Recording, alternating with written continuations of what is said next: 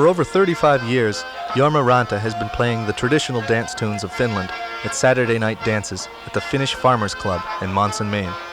And since early in this century, many other musicians have provided the waltzes, polkas, and schottisches for social dancing in other Maine Finnish communities, such as South Paris, Kingfield, and Waldoboro.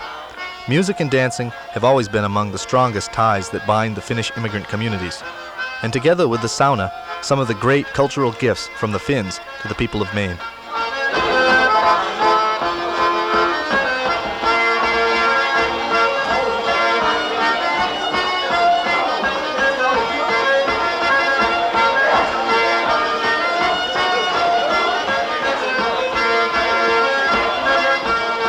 Finnish Americans this year are celebrating the 300th anniversary of the first Finnish settlements in the Delaware Valley. But it wasn't until the early 1900s that the first Finns came to Maine looking for work in the logging and quarrying industries. Their reasons for leaving Finland vary. From the early 1800s, Finland was under the rule of Russia, and Finnish men were conscripted to serve in the Russian army in the 30 Years' War, the Crimean War, and right up through World War I. Walfred Hamery of Harrison notes that the Finns left not because they didn't love their country, but because they had no allegiance to the Russian Tsars. The Russian Tsars, of course, were involved in every goddamn war going on in Europe, and they were always conscripting the Finn men to come and work in, fight in their armies. Well, the Finn men were tough and able, and they were good soldiers, I guess, and so that was the fate of a hell of a lot of Finn men. They wound up fighting in the Russian armies, and that's one of the reasons why a lot of them came to America. Even in times of peace, life was hard in Finland. The Finnish peasants weren't even allowed to own land in their own country. They saw America as the land of opportunity. Well, in America, hell, you could go out and buy a piece of land and establish your own home, like they did, you know. Well, they wrote to their brothers that, oh, hell, if you can get a job and earn a little money, well, you can buy your own piece of land here. And so they write to their brothers and their sisters and their sweethearts and their cousins to come over, and finally got a lot of girls over here too, and here we are. And of course then American industry was burgeoning them days, and the mining companies out west and so on, they told the immigration service that I'd like a boatload of men from Finland, I need some miners here, and Elma's father came to Rockland. They had ordered immigrants from Finland to come and work in the limestone mines and the granite quarries. They needed help. And then, of course, Maine was a big logging state. They wanted experienced woodsmen. So the paper companies they ordered boatloads of men from Finland. They were all experienced woodsmen, you know. Martha Wieck of Monson echoes these sentiments. Their chance of getting anywhere at all was pretty slim.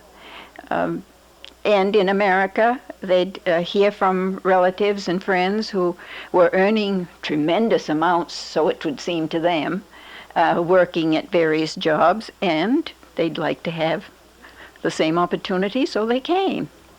And that was the aim of every Finnish family, is to somehow collect money enough so that they could buy a farm. Buy a home with some land connected to it so they could at least raise big crops of potatoes and have a cow and so on. Why my folks came here was to get a better education for their children, which they figured in Finland they didn't have the chance they had here. Mila Korsman, also of Monson. They came here for good. Yeah. They came here to stay and make a better living. Why they picked up the state of Maine with all the rocks, that I do not know. In Maine, the Finnish immigrants actually found a geography and climate like Finland's, and settled among the rocks, and in many cases, therein found their livelihood. In Rockland it was granite and limestone. In Monson it was slate. Mila Korsman grew up in a company house beside the quarries. I was brought up side of the pit. Now I can see the danger, but I didn't then. And none of us never bothered. Only one time I lost my sled. I was sliding out on a hill away from the pits, and the sled got away from me on the crust, and it went down into the pit on the men. And the men, when they came up, and they said, "Where's the girl? We've got the sled." They waited for me to fall down there too, but the sled had got away from me on top of the hill, and I was on top of the hill. And I was scared to go home because I knew I'd get what's coming to me. I shouldn't have done that. I could have hurt some of the men with the sword going down. And then Paul Monson had a pond they run their air compressor with, and it was only a small water hole. But as kids, we went fishing, and we caught hornpout. And we filled that little place full of hornpout, and the next thing we knew, their air compressor stopped. It was full of fish. For the men working in the slate quarries, the work was dangerous. Products such as roof shingles, sinks, and switchboards were manufactured in company shops. The dust produced by the quarrying and cutting of the slate accumulated in the workers' lungs.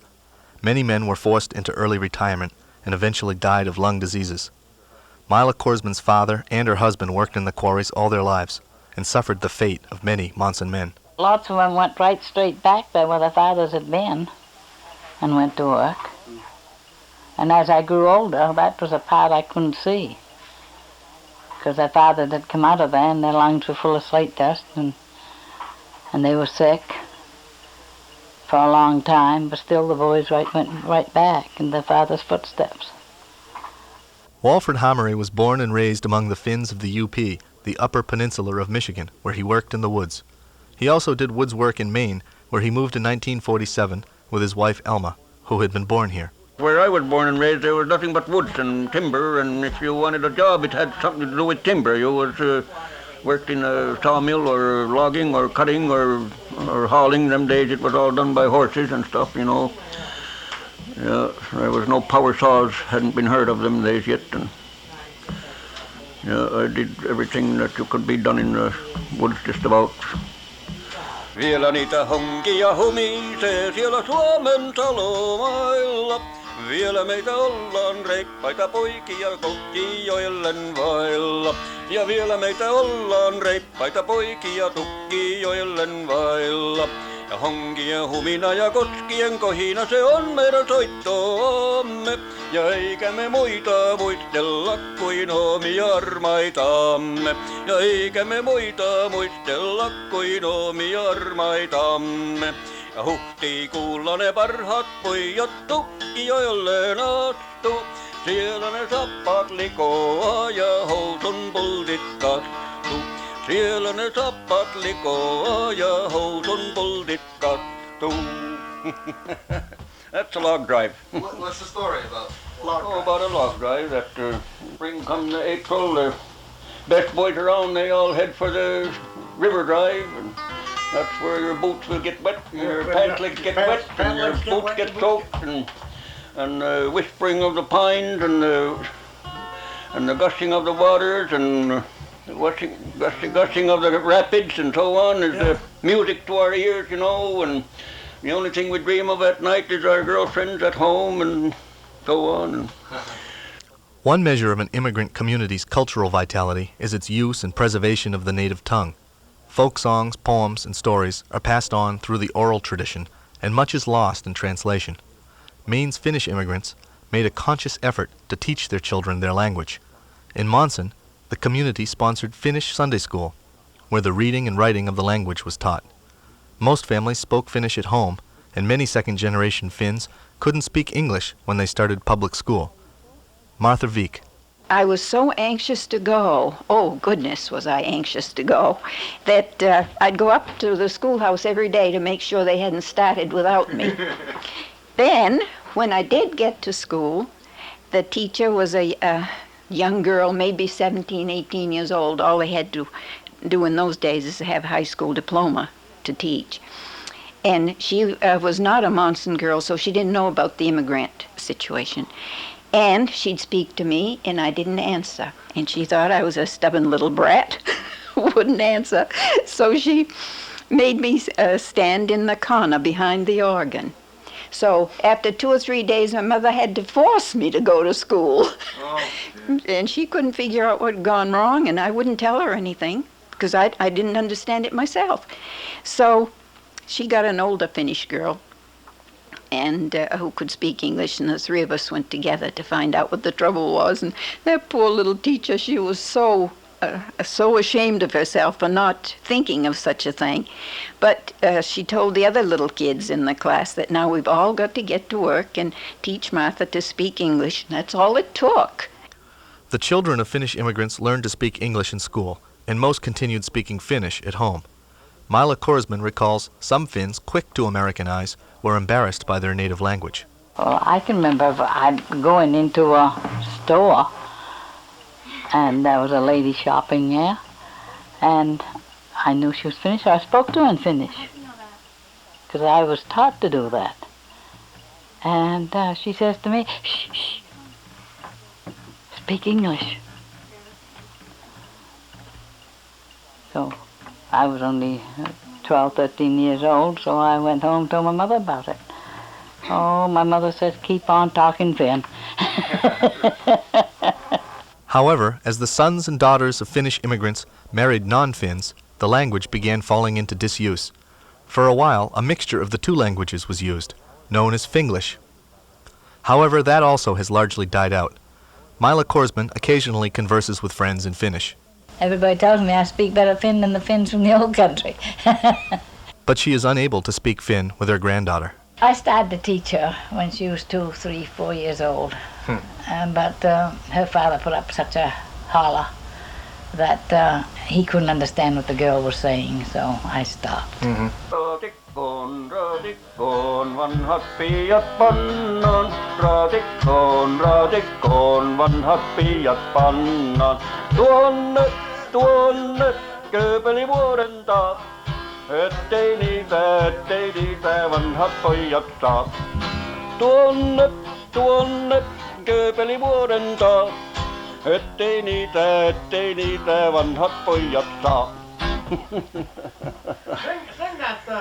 one of those. What is that all about? Reuben, I've been thinking what a great world it would be if all the girls would be transported far beyond the northern sea. No. That's the same story? Well, about the same story, yeah. Raatikko, sung here by Walford Hamari, is one of the most popular Finnish folk songs in Maine. At the Finnish Farmers Club, Jorma Ranta plays it on the accordion, and the dancers jump to the floor.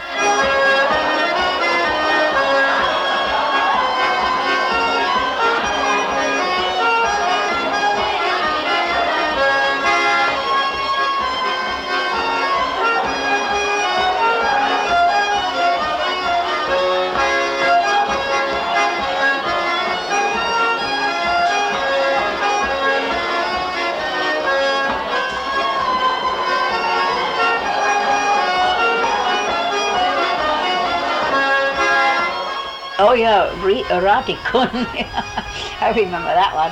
Raatikkoon, vanhat piiat vierään. Tuon kööpelivuoren taa. Ette heitä, nuoret pojat saa.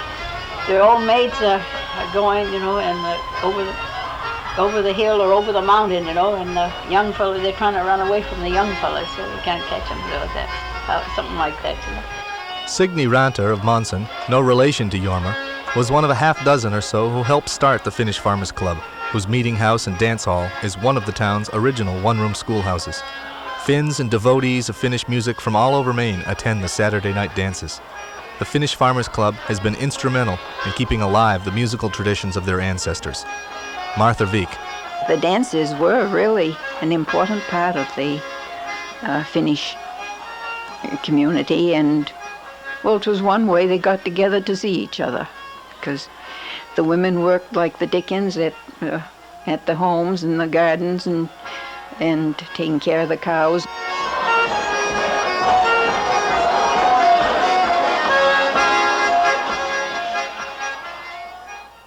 Walford Hamari attended the old-time dances in his hometown on the Upper Peninsula of Michigan at a little dance hall called the Dust Box. It wasn't long before Walford began playing for the local dances as a fiddler. He teamed up with an accordion player, and for 10 years or more played throughout the Finn country of the UP, earning as much as $2.50 a night, a substantial sum back in the 30s. He's since hung up the fiddle, but remembers many of the dance tunes with their light-hearted lyrics, and even taps out the beat with the hay sigh and whetstone. Kind of a barn dance, kind of a Finland touch to an old barn dance. That's what it is, In barns there's rakes and forks and sides hanging on the wall, and everybody gets going good. Well, somebody grabs it on the side, and that's how it goes, you see. But I'm the first one, I guess nobody ever saw it done here before. Well, it's just a novelty thing, you know. You wouldn't want to listen to that all night, you know.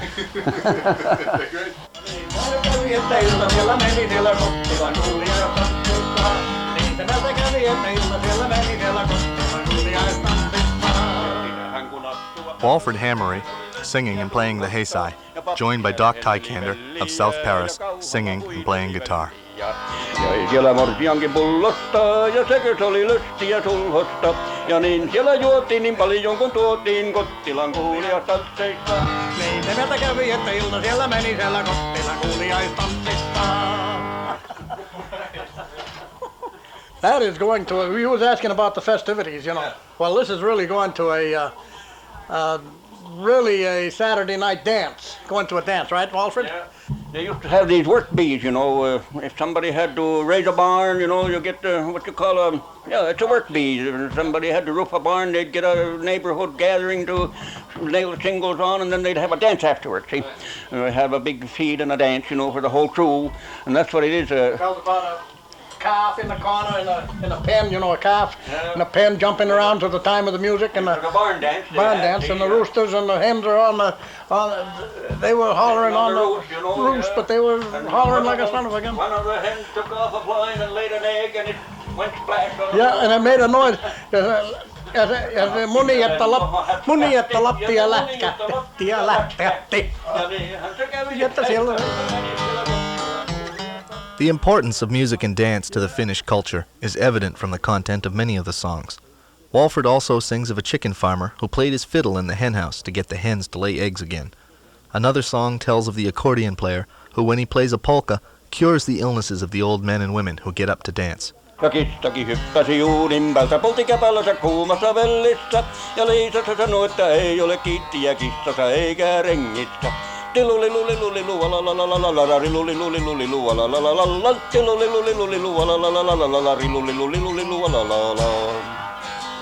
Ja polokka kun loppui, niin Liisalla hoppu, kun sen piti lähtiä saunalle.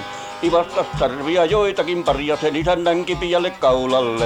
Ja piiat kun kuulivat lustikkaan, että pelimanni oli jo tuuvassa, niin Pertti hirjentää, tuolta väki rientää, jopa tuli naapurita taloista. Äiti luli luli luli luvalalalalala luli luli luli luvalalalalala luli luli luli luvalalalalala luli luli luli luvalalala.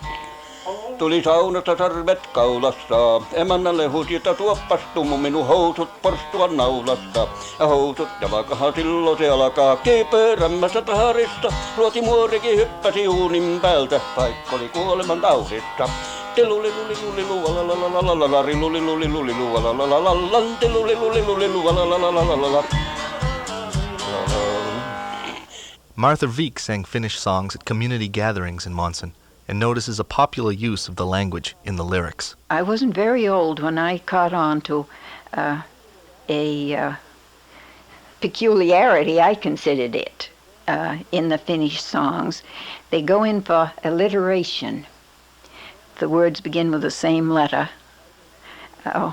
Dozens of them, right in the same song. And as I said, as I was telling you, that I used to sing at the Finnish picnics and so forth. And most of the songs that I sang were the same way, with all those words that began with the same letter. And I used to tell my kids in school that Longfellow learned from the great Finnish epic, the Kalevala, the use of alliteration. The one that I used to sing most often at Finnish picnics was Missä tuuli heinää heiluttaapi hiljaa, kuusi metsäkanneltansa kaiuttaa. Notice the alliteration. Yeah. Siellä kasvaa kaikkeen kaunehinta viljaa, siellä mökki, jossa synnyin punottaa. And it translates to thinking about his birthplace, the forests around it and the beautiful fields around it. Nearly 100 years have passed since the primary immigration of the Finnish people to Maine's logging, quarrying, and farming regions. America's melting pot has taken its toll on what is unique to the Finnish American communities. But organizations like the Finnish Heritage Society in South Paris and the Finnish Farmers Club in Monson are working hard to preserve their ancestors' customs and folklore, which all Mainers can enjoy. The traditional music and dance, which the early Finnish settlers brought with them to their new home, have survived longer than some traditions.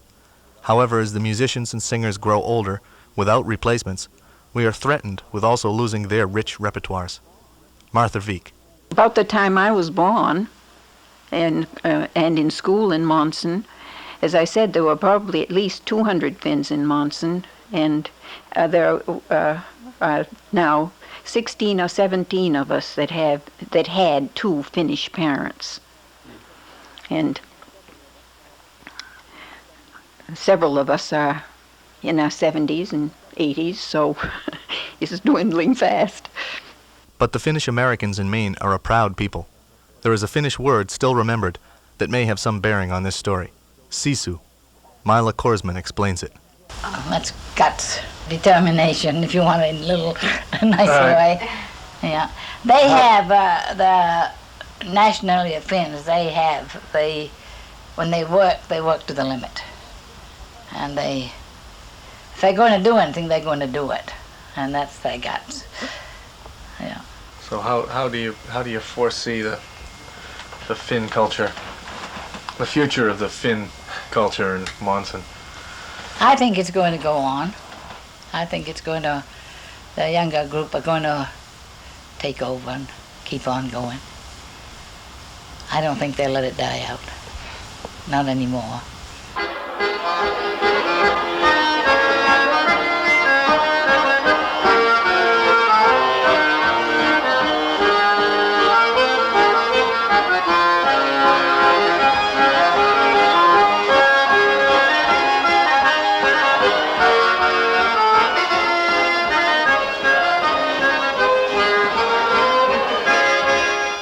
This program was produced by Ernie Freeberg and Jeff Mckeen with funds from the Maine Arts Commission and the Maine Community Foundation. This profile of Finnish music is part of a larger series on the traditional musics of Maine, sponsored by the Northeast Archives of Folklore and Oral History. For more information about this series, or for cassette copies of these programs, write to the Northeast Archives, South Stevens Hall, University of Maine, Orono, 04469. I'm Jeff Mckeen. Thanks for listening.